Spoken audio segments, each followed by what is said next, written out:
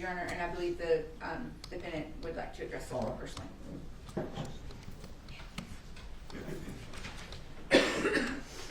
And he wrote it, Your Honor, just because he wanted to keep his thoughts straight. I thought about the Rice family, hurt for them, and wished I could speak with them every day for going on 5 years. I'm so sorry that they had to learn the details of Greg's death in such a public way at Megan's trial, and that I was the bearer of some of those details. Greg Rice's and Megan Jackson's 4 kids have become an extension of my family. And knowing how badly,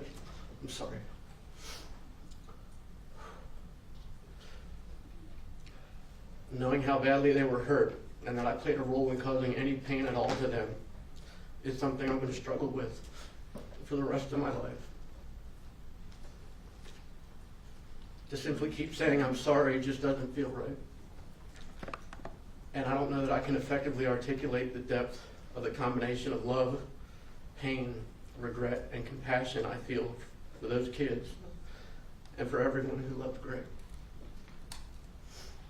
I'm sorry for having any involvement with Megan. Virtually everything about her is the exact opposite of everything I've ever been and stood for. As embarrassing as it is to admit, I chose to overlook everything bad about her because she was spending thousands of dollars a month on my family, and because she had convinced me that she was basically going to make all mine and my family's dreams come true. In retrospect, it's clear that my involvement with her was founded on deception and selfishness. This led to a snowball of poor decisions on my part, infidelity, and to Megan having a grip on every aspect of my life. If not for these poor decisions on my part, I know that I would not have been with her on the night of October 2nd, would not have been in the position to be an accessory after the fact, and would not have had any part in causing any suffering to anyone. I heard Megan say things like, "I'm going to kill Greg," and "I'm going to kill my kids." More than once, she told me she was going to kill me. She said these kinds of things nonchalantly, and I never took them as a serious threat. I chose to overlook these things and all the other red flags that were waving in my face because of the attributes I thought were good about her, which I now see were only those which served me in some way.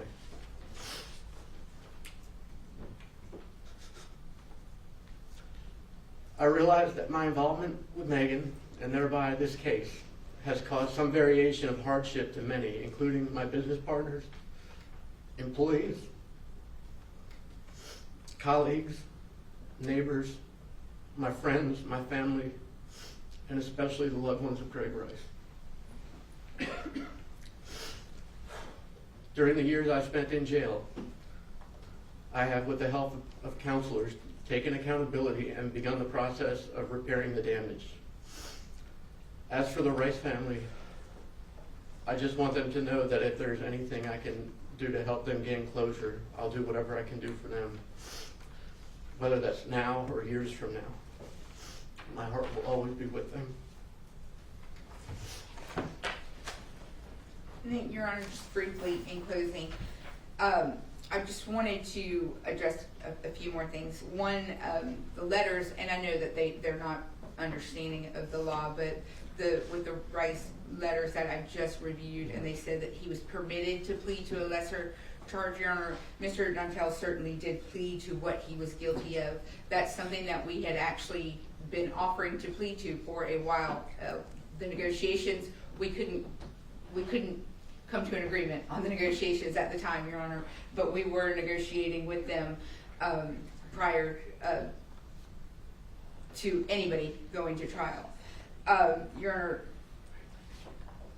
as we presented this case this morning for Mr. Dontell, who accepted the responsibility and the accountability of accessory after the fact, which he was clearly guilty of, and making poor choices, it's important to present those circumstances that led to his involvement and the meaningful steps that he's taken since then to right his wrongs. And that's what I think that we've been trying to do today, is to give you a snapshot of who Chris was, what he was, when he was finally able to get that sense of protection for his family and come clean. At the time of the offense, he was clearly deeply influenced and manipulated by Megan Jackson, who he trusted, and she took advantage of his loyalty, his immaturity, his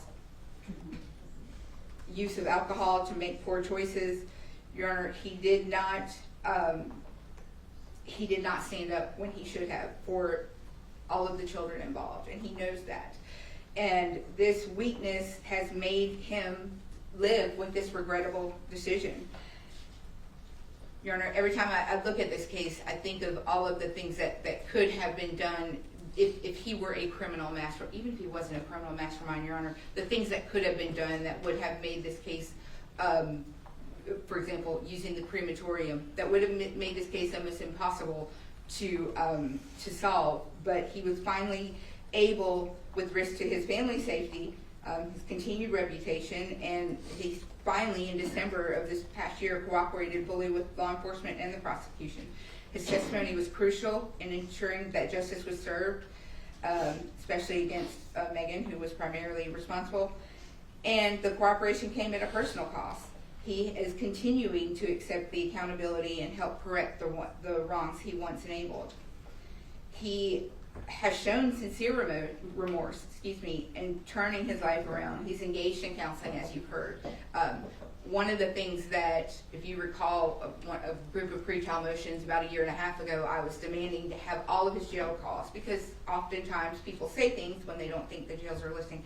Your Honor, myself and my entire staff spent, I think, 2 weeks listening to almost 4 years worth of jail phone calls. And I can tell you that 80% of those were him talking with his children and still being a father. And I know that is a luxury that he has that the Rices don't have, and he knows that too. And he is still living with that, and he is still combating with that. And he knows that he can't make that right, can't change it, but he can try to make it right from here on out. In his desire to accept that accountability. Your Honor, we understand that this offense was serious.